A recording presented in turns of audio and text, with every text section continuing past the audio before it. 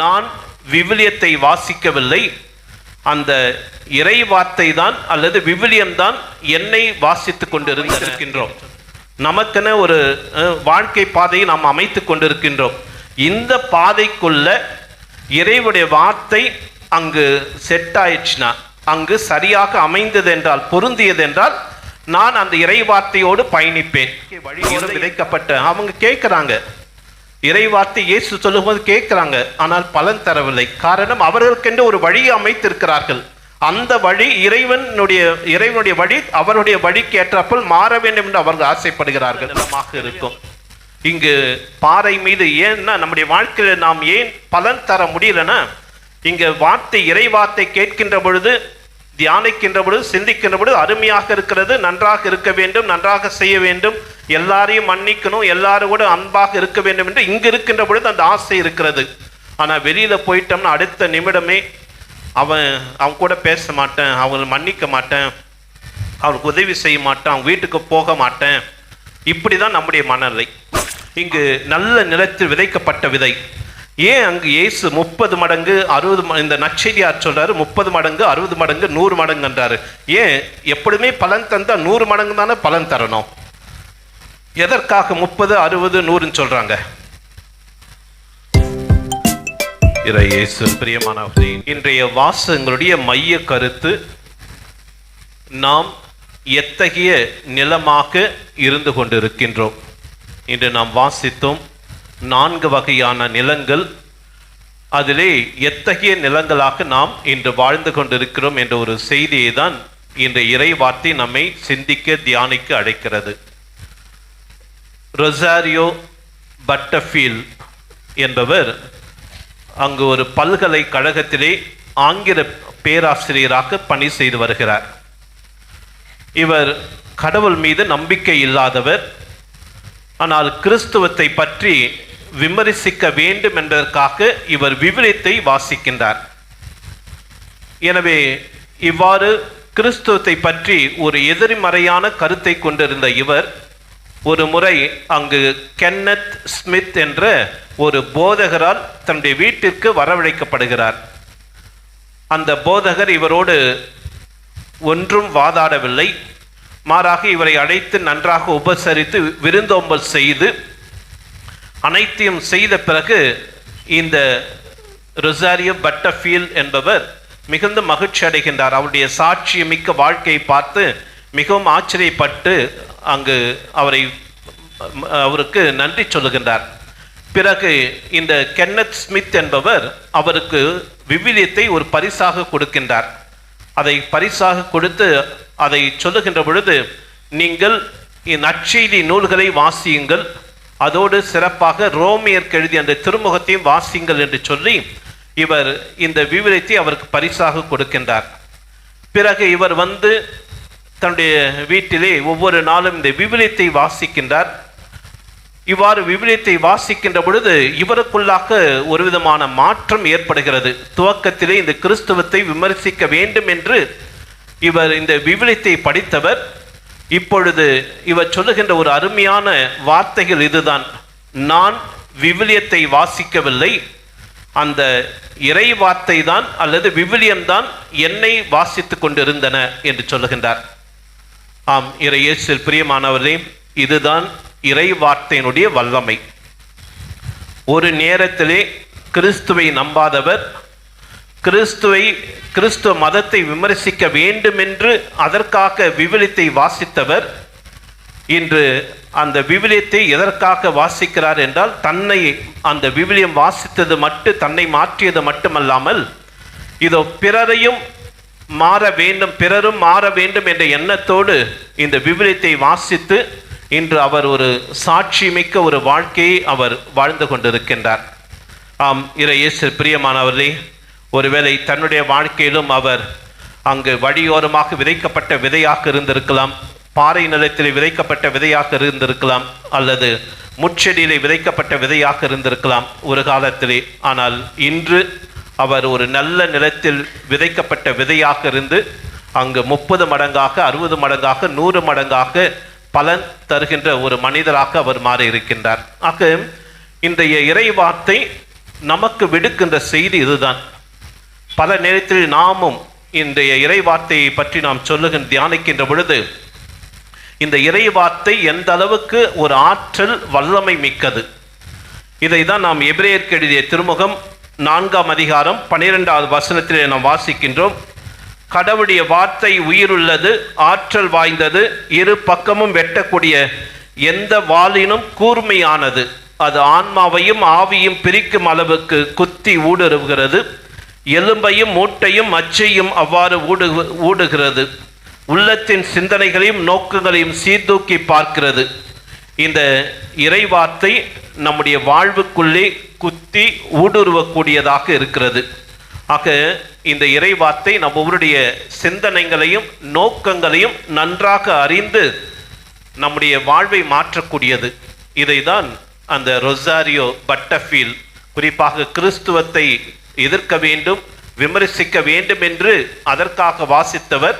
அவருடைய சிந்தனைகளையும் அவருடைய நோக்கங்களையும் சீர்தூக்கி பார்த்து அவரையே மாற்றக்கூடிய ஒரு வல்லமை மிக்க ஒரு இறை வார்த்தை தான் இந்த இறைவன் நமக்கு தந்திருக்கிற இந்த இறை வார்த்தை. ஆக இந்த ஒரு இறை வார்த்தையினுடைய வல்லமையை தான் இன்றைய முதல் வாசகம் நமக்கு எடுத்து சொல்கிறது. இந்த முதல் வாசகம் இங்கு நாம் வாசிக்க கேட்டோம், எஸ்ஐயா நூலிலிருந்து எடுக்கப்பட்டுள்ளது. அங்கு இறைவனுடைய வார்த்தையை பற்றி சொல்லுகின்ற பொழுது அது மழையையும் பனியையும் வானத்திலிருந்து இறங்கி வருகின்றன. இந்த இயற்கையிலே மழை பனி வருகிறது, அவை நிலத்தை நனைக்கிறது, முளை அரும்பி வளர செய்கிறது, விதைப்பவனுக்கு விதையும் உண்பவனுக்கு உணவையும் கொடுக்கிறது. ஆக இறைவன் சொல்லுகின்றார் எஸ்ஐயா வழியாக. இதனுடைய பின்புலம் என்ன? எஸ்ஐயா இந்த வார்த்தைகளை பயன்படுத்துவதற்கு எதற்காக இறைவன் இந்த வார்த்தைகளை சொல்லுகின்றார்? காரணம், இஸ்ராயல் மக்கள் பாபிலோனிய அடிமைத்தனத்தில் இருக்கிறார்கள். அந்த எஸ்ஐயாவும் அந்த மக்களோடு அந்த பாபிலோனிய அடிமைத்தனத்தில் இருக்கின்ற பொழுது எஸ்ஐயா அவர்களுக்கு ஒரு நம்பிக்கை தருகின்றார். இறைவன் உங்களை மீட்டு மீண்டும் இஸ்ராயல் நாட்டிற்கு உங்களை அழைத்து செல்லுவார், நீங்கள் நம்பிக்கையோடு இருங்கள் என்ற ஆறுதலான வார்த்தைகளை அந்த எஸ்ஐயா இறைவாக்கினர் அந்த மக்களுக்கு சொல்லுகின்றார். ஆனால் பொதுவாக யார் என்ன சொன்னாலும், யாராவது உங்களுக்கு சொல்லியிருப்பாங்க நான் 1 லட்சம் ரூபாய் கொடுக்குறேன்னு, நாம் என்ன நினைப்போம்? இவர் கொடுப்பாரா கொடுக்க மாட்டாரா? அவர் உண்மையாக கொடுக்கணும்னு ஆசைப்பட்டா கூட நமக்குள்ளாக எப்படி இருக்கும் மனசு? இப்படி தான் கேட்கும் நம்முடைய மனது, கொடுப்பாரா கொடுக்க மாட்டாரா? இதுதான் அந்த இஸ்ராயல் மக்கள் அடிமைத்தனத்தில் இருக்கின்ற பொழுது இது இறைவன் நம்மை விடுதலை செய்யவாரா செய்ய மாட்டாரா என்ற ஒரு நம்பிக்கையற்ற ஒரு சூழ்நிலையில் இருந்து கொண்டிருக்கிறார்கள். அப்பொழுதுதான் இறைவன் அந்த எஸ்ஐயா வழியாக சொல்லுகின்றார், எப்படி மழையும் பனியும் இந்த பூமிக்கு வந்து அது பலன் தராமல் திரும்பி போகாதோ, குறிப்பாக உண்பவனுக்கு உணவும் விதைப்பவருக்கு விதையும் தந்துவிட்டு தான் அது செல்லுமோ, அது போன்றுதான் என்னுடைய வார்த்தைகளும் இருக்கும் என்று சொல்லி தன்னுடைய வார்த்தையினுடைய வல்லமையை பற்றி, தன்னுடைய வார்த்தையினுடைய சக்தி ஆற்றலை பற்றி அந்த எஸ்ஐயா இறைவாக்கினர் வழியாக அங்கு அவர் எடுத்து சொல்லுகின்றார். ஆக இன்றைய முதல் வாசகம் நமக்கு சொல்லுகின்ற செய்தி இதுதான், இறைவனுடைய வார்த்தை வல்லமை மிக்கது, ஆற்றல் மிக்கது. எனவே இந்த வார்த்தையை நாம் விசுவசிக்க வேண்டும், நம்ப வேண்டும். இந்த வார்த்தை நம்முடைய எண்ணங்களையும் நம்முடைய நோக்கங்களையும் சீர்தூக்கி பார்த்து மாற்றக்கூடிய அந்த வல்லமை படைத்தது.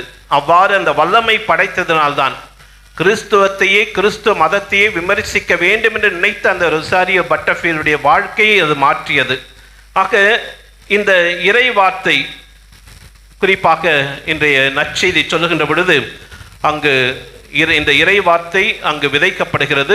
4 விதமான நிலங்களை அது குறிக்கிறது. இங்கு இயேசு இங்கு 4 விதமான நிலங்களை பற்றி சொல்லுகின்ற பொழுது 4 விதமான மனிதர்களை பற்றி சொல்லலை. ஒருத்தர் பாறை நிலம், ஒருத்தர் முட்பொது நிலம், ஒருத்தர் நல்ல நிலம், ஒருத்தர் பாதையோர நிலம் என்று அப்படி சொல்லலை.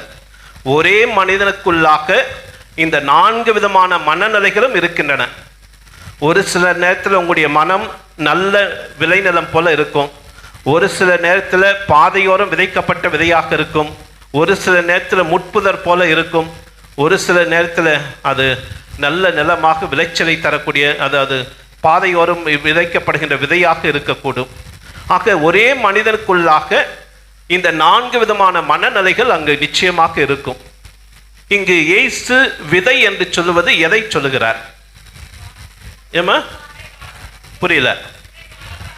இறை வார்த்தை. ஆனா இங்கு இறை வார்த்தை மட்டுமல்ல, வார்த்தை மனு உருவானார், நம்முடைய குடிகொண்டார். அங்கு குடிகொண்டது யாரு? இயேசு.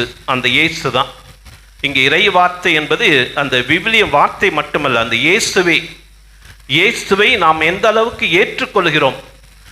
கிறிஸ்து என்ன விரும்புகிறார்னா, நாம் அனைவரோடும் ஒரு நல்ல உறவிலே வாழ வேண்டும் என்பதுதான் இறைவனுடைய விருப்பம், ஆசை.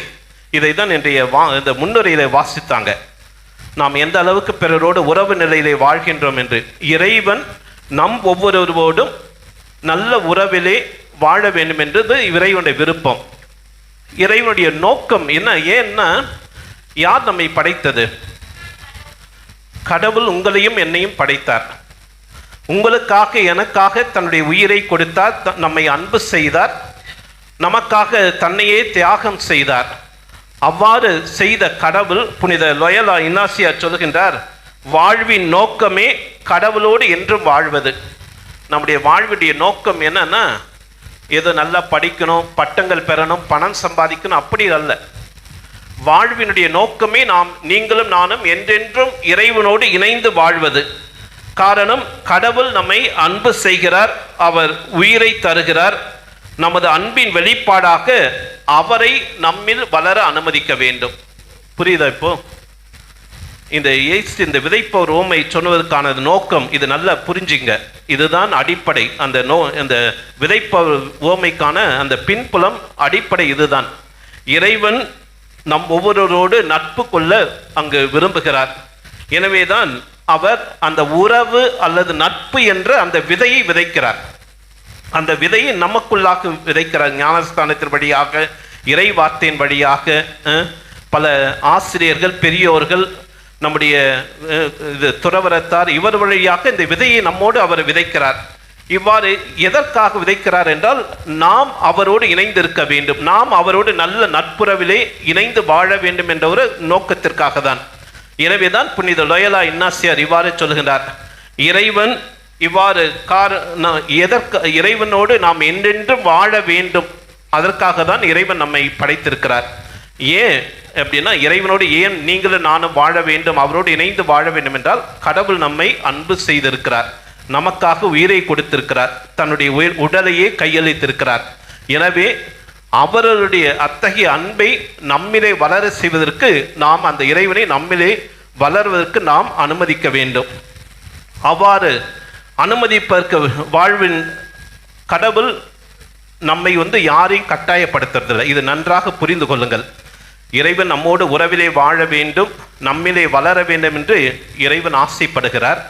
ஆனால் அதே நேரத்திலே அந்த கடவுள் யாரையும் அங்கு கட்டாயப்படுத்துறதில்லை. நீ என்னை கண்டிப்பாக ஏற்றுக்கொள்ள வேண்டும் என்று கடவுள் யாரையும் கட்டாயப்படுத்துவதில்லை. அதை கடவுள் தருகின்ற அழைப்பை ஏற்றுக்கொள்வதும் மறுதளிப்பதும் யாருக்கிட்ட இருக்கு? நம் ஒவ்வொருடம் இருக்கிறது. அந்த சுதந்திரத்தை இறைவன் கொடுக்கிறார். அதான் முக்கியம். இங்க எங்கேயுமே கடவுள் யாரையும் எதற்கும் கட்டாயப்படுத்துவதில்லை. அவர் அங்கு நல்லதையும் வைக்கிறார், தீமையும் வைக்கிறார், வாழ்வையும் வைக்கிறார், சாவையும் வைக்கிறார். ஆனால் எதை தேர்ந்தெடுக்க வேண்டுமோ அது நம்மிடம் அந்த சுதந்திரத்தை கொடுக்கிறார். ஆனால் நாம் நல்லதை தேர்ந்தெடுத்தோம் என்றால் அதற்கான பலனை நாம் அனுபவிக்க முடியும். எனவேதான் இயேசு இங்கு சொல்லுகின்ற பொழுது, அந்த உவமையை சொல்லுகின்ற பொழுது, இந்த ஒரு சுதந்திரத்தை கொடுத்துவிட்டு உங்களுடைய நிலங்களை, உங்களுடைய மனம் என்ற நிலங்களை நீங்கள் எப்படியாக வைத்திருக்கிறீர்கள்? அங்கு வழியோரம் விதைக்கப்பட்ட நிலமாகவா, அல்லது பாறையிலே விதைக்கப்பட்ட விதையாகவா, அல்லது முட்செடியிலே விதைக்கப்பட்ட விதையாகவா, அல்லது நல்ல நிலத்தில் விதைக்கப்பட்ட விதையாக உங்களுடைய நிலங்களை நீங்கள் வைத்திருக்கிறீர்களா? எப்படிப்பட்ட நிலங்களாக நீங்கள் வைத்திருக்கிறீர்கள்? இதை தான் இன்றைய நற்செய்தி வாசகத்திலே இயேசு அங்கு அருமையாக சொல்லுகிறார். நம்முடைய வாழ்வின் வளர்ச்சிக்கு முதலாவதாக அங்கு வழியோரம் விதைக்கப்பட்ட விதைகள் தான். அங்கு நம்முடைய வாழ்வினுடைய வளர்ச்சிக்கு பொதுவாகவே நாம் விரும்பி அந்த பாதையை நாம் தேர்ந்தெடுக்கிறீங்களா இல்லையா? யாராருக்கு என்னென்ன வேணுமோ, எப்படி வாழணுமோ நாம தான் தேர்ந்தெடுக்கின்றோம். ஒரு சில நேரத்தில் நாம் அயல் நாடுகளுக்கு செல்ல வேண்டும், அங்கு பணி செய்ய வேண்டும், பணம் சம்பாதிக்க வேண்டும், வீடு கட்ட வேண்டும், வாகனம் வாங்க வேண்டும் என்று இது போன்ற பாதைகளை நாம் தேர்ந்தெடுக்கின்றோம். இது போன்ற விருப்பங்களோடு ஆசைகளோடு நம்முடைய பாதைகளை நாம் தேர்ந்தெடுக்கின்றோம். இங்கு இறைவார்த்தை என்ன செய்கிறதுனா, இது போன்று நமக்கென ஒரு பாதையை அமைத்து கொண்டு, ரஜினி சொல்வார் என்னது, என்னுடைய வழியே தனி வழி, அதுபோல நாமும் நம்முடைய பாதைகளை நமக்கெனே தனியாக அமைத்து கொண்டு இறைவனுடைய வார்த்தை இதற்கு ஏற்றாற்போல் மாற வேண்டும் என்று நாம் ஆசைப்படுகிறோம். இங்குதான் முக்கியம், இது நல்லா கவனிக்கணும். நமக்கென ஒரு பாதையை நாம் வைத்திருக்கின்றோம், நமக்கென ஒரு வாழ்க்கை பாதையை நாம் அமைத்து கொண்டிருக்கின்றோம். இந்த பாதைக்குள்ள இறைவனுடைய வார்த்தை அங்கு செட் ஆயிடுச்சுன்னா, அங்கு சரியாக அமைந்தது என்றால், பொருந்தியது என்றால், நான் அந்த இறை வார்த்தையோடு பயணிப்பேன். இல்லை என்றால், இந்த இறை வார்த்தை என்னுடைய வாழ்க்கையின் பாதைக்கு அது ஒத்து வரவில்லை என்றால், நான் அதை பற்றி கவலைப்பட மாட்டேன். அதை விட்டு என்னுடைய வாழ்க்கை எதுவோ அதை நான் பார்த்து கொண்டு வாழ்வேன். இதுதான் வழியோரத்தில் விதைக்கப்பட்ட விதை. இன்னைக்கு நம்முடைய வாழ்க்கை பல நேரத்தில் நாம் இப்படி தான் இருக்கிறோம். நாம் வழியோரம் நமக்கென ஒரு வாழ்க்கையை நாம் ஆரம்பித்திருக்கிறோம், ஒரு வாழ்க்கை நோக்கத்திலே நாம் பயணித்து கொண்டிருக்கின்றோம். ஆனால் அதற்கு ஏற்றாற்போல் இறைவார்த்தை மாற வேண்டும் என்று நாம் ஆசைப்படுகிறோம். நாம் அந்த இறைவார்த்தை என்ன எதிர்பார்க்கிறதோ அதற்கு ஏற்றாற்போல் நாம் மாற வேண்டும் என்பதில்லை. ஆனால் இறைவார்த்தை நம்முடைய விருப்புகளுக்கு ஏற்ப அது மாற வேண்டும். அந்த பாதையிலே அது இறைவார்த்தை பயணிக்க வேண்டும் என்று தான் நாம் ஆசிக்கின்றோம், விரும்புகிறோம். எனவே தான் நாம் அங்கு பலன் தராமல் போகின்றோம். இதற்கு சிறந்த உதாரணம் ஆதாம் ஏவாள். அங்கு இறைவன் சொல்லுகின்ற வார்த்தை கேட்டு இன்பவனத்தில் மகிழ்ச்சியாக இருந்திருக்கலாம். ஆனால் அவங்க என்ன பாதையை தேர்ந்தெடுத்தாங்க? கடவுளை போல இருக்க வேண்டும் என்ற அந்த ஆசையான ஒரு பாதையை தேர்ந்தெடுக்கிறார்கள். அதற்கு கடவுள் இசைவு கொடுக்க வேண்டும், விரும்ப வேண்டும் என்று ஆசைப்படுகிறார்கள். அது நடந்ததா? அதுதான் வழியோரம் விதைக்கப்பட்ட விதை. அதே போல் நீங்கள் பார்த்துகின்றார், பரிசேயர்கள், மறைநூல் வல்லுநர்கள், சதுசேயர்கள், இவர்கள் அனைவருமே அவர்கள் என்னன்னா சட்டங்கள், அதிகாரம் இவற்றை வைத்து கொண்டு இவற்றுக்கேற்றாப்போல் இறைவன் அவருடைய விருப்பு வெறுப்புகள் கேட்டாப்போல் இறைவன் மாற வேண்டும், இறைவன் செயல்பட வேண்டும். இதுதான் அவருடைய எண்ணங்கள். அவருடைய பாதைகளும் இப்படிதான் இருக்கிறது. இறைவன் அவர்களுடைய விருப்பு வெறுப்புகளுக்கு ஏற்றாப்போல், அவருடைய எண்ணங்களுக்கு ஏற்றாப்போல் இருக்க வேண்டும், செயல்பட வேண்டும் என்ற அந்த மனநிலையை கொண்டு அவர்கள் வாழ்ந்ததினால்தான் அவருடைய வாழ்க்கை வழியோரம் விதைக்கப்பட்ட. அவங்க கேட்குறாங்க, இறைவார்த்தை இயேசு சொல்லும்போது கேட்குறாங்க, ஆனால் பலன் தரவில்லை. காரணம், அவர்களுக்கென்று ஒரு வழியை அமைத்திருக்கிறார்கள். அந்த வழி இறைவனுடைய வழி அவருடைய வழிக்கு ஏற்றாப்போல் மாற வேண்டும் என்று அவர்கள் ஆசைப்படுகிறார்கள். எனவே அவர்களால் பயன் தர முடியவில்லை. இரண்டாவதாக பாறை நிலம். பாறை நிலத்தில் விதைக்கப்பட்ட விதை. இது எப்படி என்றால், நம்முடைய வாழ்க்கையிலே நாம் இறைவனுடைய மதிப்பீடுகள், இறைவனுடைய அந்த கட்டளைகளுக்கு ஏற்றாற்போல் வாழ வேண்டும் என்று கோயிலுக்கு வரும் பொழுது, ஒவ்வொரு ஞாயிற்றுக்கிழமை வருகின்ற பொழுது இந்த ஆலயத்திலே போதிக்கப்படுகின்ற அந்த மறையுரையை கேட்டு நாம் இப்படி தான் இருக்கணும், இப்படி தான் வாழணும், இப்படி தான் செய்யணும் அப்படின்னு சொல்லிட்டு ஒரு முடிவோடு நாம் வீட்டுக்கு போகிறோம். ஆனால் வீட்டுக்கு போன அடுத்த நிமிஷமே என்ன ஆகுது? ஃபாதர் சொல்றாரு, அவருக்கு ஈஸி சொல்றது, அது வாழறது தானே கஷ்டம். இறைவனுடைய மதிப்பீடுகளுக்கும் இறை வார்த்தைக்கும் நம்முடைய வாழ்வுக்கும் சம்பந்தம் இல்லாமல் போகிறது. இதுதான் கிறிஸ்துவுடைய வாழ்வு. இது ஞாயிற்றுக்கிழமை கடமைக்காக வருவது. ஆனால் வீட்டுக்கு போனோன்னா அது வேற வாழ்க்கை. அப்படி அல்ல. அது வாழ்வும் வழிபாடும் அங்கு எப்பொழுது இணைந்து செல்கிறதோ அதுதான் நல்ல நிலமாக இருக்கும். இங்கு பாறை மீது ஏன்னா நம்முடைய வாழ்க்கையில் நாம் ஏன் பலன் தர முடியலன்னா, இங்கே வார்த்தை இறை வார்த்தை கேட்கின்ற பொழுது, தியானிக்கின்ற பொழுது, சிந்திக்கின்ற பொழுது அருமையாக இருக்கிறது, நன்றாக இருக்க வேண்டும், நன்றாக செய்ய வேண்டும், எல்லாரையும் மன்னிக்கணும், எல்லாரும் கூட அன்பாக இருக்க வேண்டும் என்று இங்கு இருக்கின்ற பொழுது அந்த ஆசை இருக்கிறது. ஆனால் வெளியில் போயிட்டோம்னா அடுத்த நிமிடமே அவன் கூட பேச மாட்டேன், அவங்களை மன்னிக்க மாட்டேன், அவனுக்கு உதவி செய்ய மாட்டேன், அவங்க வீட்டுக்கு போக மாட்டேன். இப்படி தான் நம்முடைய மனநிலை. ஆக இது போன்ற ஒரு பாறை நிலம் அங்கு ஏன்னா நம்முடைய வாழ்க்கையிலே அந்த இறைவனையும் இறை வார்த்தையும் அங்கு வேறு ஒன்று செய்யலை. இறைவனோடு இருக்கின்ற அந்த உறவு இங்கதான் முக்கியம், கவனிங்க. இறைவனோடு இருக்கின்ற அந்த உறவு நமக்குள்ளாக மிக ஆழமாக இல்லை. அப்படி இல்லாத பொழுது நாம் பிறரோடு அதே உறவிலே வாழ முடியாது. இதுதான் பாறை மீது விதைக்கப்பட்ட ஒரு விதையாக இருக்கிறது. மூன்றாவதாக அங்கு முட்புதர்களில் விதைக்கப்பட்ட விதை. இங்கு இறைவனுக்காக வாழ வேண்டும் என்ற ஆசை இருக்கிறது. அந்த ஆசையோடு நாம் அதற்குரிய ஒரு வாழ்க்கையை வாழ முயற்சிக்கின்ற பொழுது, நான் இறைவனுக்காக வாழணும், பல தியாகங்கள் செய்யணும், அதே போல பல பக்தி முயற்சியில் ஈடுபடும் என்ற ஆசை இருக்கிறது. ஆனால் உலக கவலைகள், வீட்டுக்கு போனால் சண்டை சச்சரவு, சமாதானமின்மை, பிறரை மன்னிக்காத மனம், இது போன்ற பல கவலைகள், பல கஷ்டங்கள், துன்பங்கள், வேதனைகள் நம்மை அங்கு அழுத்துகின்ற பொழுது, மனதை அழுத்துகின்ற பொழுது, மனம் பாரமாகின்ற பொழுது, இது எதுக்கு நமக்கு இந்த தலைவலியெல்லாம்? கடவுள் சொல்றாரு இப்படி தான் இருக்கணும், இப்படி தான் நடக்கணும். அப்படி நாம் நடந்தோம்னா என்னுடைய வாழ்க்கை இன்னைக்கு நடக்க முடியாது. என்னுடைய பணி வாழ்க்கையிலே இறைவன் சொல்லுகின்றபடி நான் நடந்தேன் என்றால் நான் என்னுடைய பதவி உயர்வு பெற முடியாது, பிறருடைய நட்பை நாம் பெற முடியாது. எனவே இது போன்ற அழுத்தங்கள் முட்களாக அங்கு அழுத்துகின்ற பொழுது, நான் இறைவன் விரும்புவதுபடி நான் வாழ ஆசைப்பட்டாலும் இது போன்ற உலக ஆசைகள், உலக கவலைகள், உலக மாயைகள் என்னை அழுத்துகின்ற பொழுது அதிலிருந்து நான் வெளியே வர முடியாமல் நான் அதிலே நசுங்கி போய் விடுகின்றேன். இதுதான் மூன்றாவது அங்கு முட்புதரிலே விதைக்கப்பட்ட ஒரு விதையாக இருக்கிறது. இறுதியாக நான்காவது நிலம். நல்ல இந்த மூன்றாவது நிலத்தில் விதைக்கப்பட்ட விதை யாருக்கு சமம்னா யூதாஸுக்கு சமம்.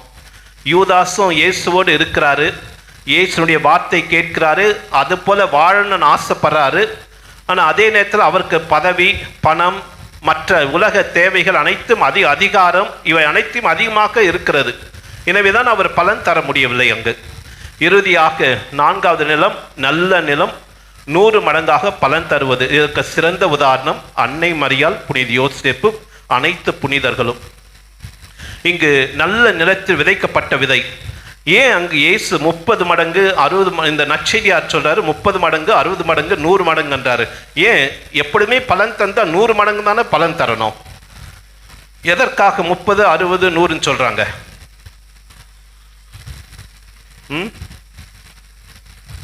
30 மடங்கு என்பது உன்னுடைய முயற்சி மட்டும் இருக்கின்ற பொழுது அது 30 மடங்கு. இரண்டாவது, நீயும் உன்னை சுற்றி இருக்கின்ற சூழலும் சரியாக இருக்கின்ற பொழுது 60 மடங்கு. மூன்றாவதாக, நீயும் உன்னை சுற்றி இருக்கின்ற சூழலும் இறைவனும் இருக்கின்ற பொழுது அது 100 மடங்கு. இன்னைக்கு நாம் எப்படி பலன் தருகின்றோம்? இன்னைக்கு நாம் 30 மடங்காகவா, 60 மடங்காகவா, 100 மடங்காகவா? நாம் 100 மடங்காக பலன் தர வேண்டும் என்றால் நம்மோடு யார் இருக்கணும்? இறைவன் இருக்கணும். இறைவனுடைய உறவு, இறைவன் நம்மோடு உறவிலே வாழ வேண்டும் என்று ஆசைப்படுகிறார். லோயலா இன்னாசியார் சொல்கின்றார், என்றுமே நாம் இறைவனோடு இணைந்து வாழ்வதுதான் நம்முடைய வாழ்வுடைய நோக்கமாக இருக்க வேண்டும். காரணம், இறைவன் நம்மை படைத்திருக்கிறார், தன்னுடைய உடலை கையளித்திருக்கிறார், அன்பு செய்திருக்கிறார். எனவே அந்த இறைவனை நம்முடைய வாழ்விலே வளர செய்ய வேண்டும். அவ்வாறு வளர செய்கின்ற பொழுது மட்டும்தான் நாம் அங்கு 100 மடங்காக பலன் தர முடியும். ஒருவேளை என்னுடைய முயற்சி மட்டுமே இருந்ததால் அது 30 தான். பிறர் வாழ்க்கை சூழல் நன்றாக இருக்கிறது, நானும் நன்றாக இருக்கிறேன் என்றால் 60 மடங்கு. இறைவனும் என்னோடு இருக்கிறார் என்றால் நான் 100 மடங்காக பலன் தர முடியும். எனவே இது நாம் சற்று சிந்தித்து பார்ப்போம். நம்முடைய வாழ்க்கையிலே நாம் எந்த அளவுக்கு நாம் பலன் தந்து கொண்டிருக்கின்றோம். இன்று கடவுள் நம்மோடு பேசுகிறார். அங்கு விவிலியத்தின் வழியாக, அதே போன்ற இறை வார்த்தையின் வழியாக, பெற்றோர், ஆசிரியர், நம்முடைய மனசான்றின் வழியாக, பெரியோர்கள் வழியாக, நாம் எங்கெல்லாம் வழிகாட்டுதல் தேடி போகிறோமோ அந்த நபர்கள் வழியாக, இவ்வாறு எத்தனையோ நபர்கள் வழியாக இறைவன் நம்மோடு பேசுகிறார், நம்மோடு உறவாடுகிறார். ஆனால் நான் கேட்கும் இந்த வார்த்தைகள் கனி தருகின்ற வார்த்தைகளாக அவை மாறுகின்றனவா? அப்படி மாறிச்சுன்னா, கனி தருகின்ற வார்த்தைகளாக நம்முடைய வாழ்வு மாறிவிட்டது என்றால் அது நிச்சயமாக 100 மடங்காக அது பலன் தரும். எனவே இதை நாம் சற்று சிந்தித்து பார்ப்போம். நம்முடைய வாழ்க்கையில் நாம் ஒவ்வொருவருமே இந்த 4 விதமான மனநிலைகளை கொண்டிருக்கின்றோம். இதில் எத்தகைய மனநிலை என்னிலே அதிகமாக இருக்கிறது? பாதையோரமா, அல்லது பாறை நிலமா, அல்லது முட்புதரா, அல்லது நல்ல நிலமா? நல்ல நிலமாக இருந்து 100 மடங்காக பலன் தரதான் இறைவன் உங்களையும் என்னையும் படைத்திருக்கிறார்.